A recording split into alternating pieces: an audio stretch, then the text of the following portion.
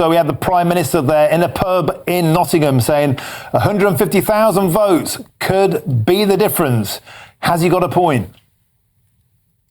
Well, voting does make a difference. I agree with him insofar as that is true.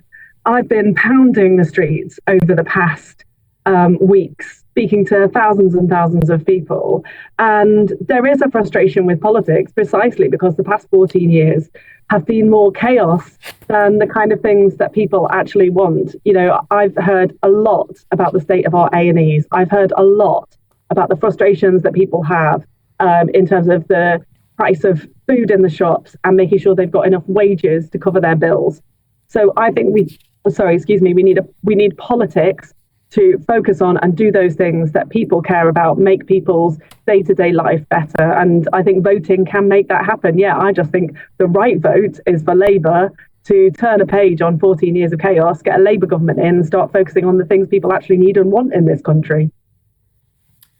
Alison, it's Chris Hope in here, the studio here with Martin. Did you think that on the debate last night, where we saw the most punchy Rishi Sunak we've seen of this campaign, he was saying repeatedly to Sir Keir Starmer, what would you do? I mean, 8 times, what would you do about the burgeoning numbers of illegal asylum seekers in the country? I mean, the Tory plan is Rwanda, but the Labour haven't got a plan on that. And that seemed to cut through.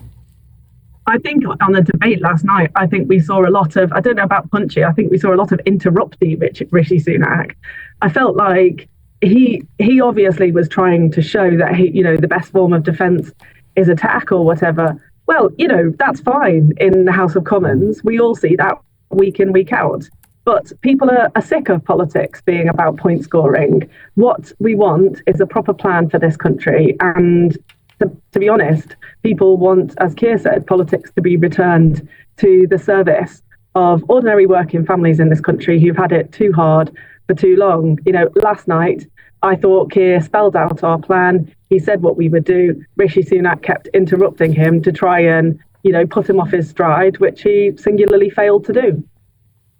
Alison, you're the Shadow Employment Minister, and if you were to get into power, social security would be part of your remit. I want to ask you about the massive benefits bill, the welfare bill that Britain currently faces. We have our highest national debt since 1961, £2.7 trillion in debt. The government borrowed a further £15 billion in May. We now spend an astonishing £25 billion per month, every single month, on benefits. Now, a lot of people out there, they may be wrong, a lot of people out there think the Labour Party is the party of benefits, of paying more benefits. What are you going to do to get to grips with this simply unsustainable level of spending on benefits?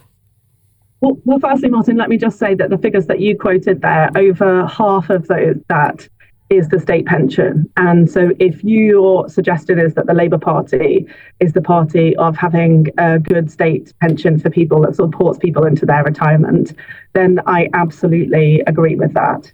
The other parts of the spending that you mentioned there, the bit that is for people who are out of work, who want to get into a job, is a smaller part. And the bit that I'm worried about is the bit that's growing because of the ill health of the country. And that's where we need to take a totally different approach, because our country, Rishi Sunak said he didn't believe that our country was sicker than it had been before. And I think that's just not the realistic opinion of anybody who speaks to people. We have become more unwell.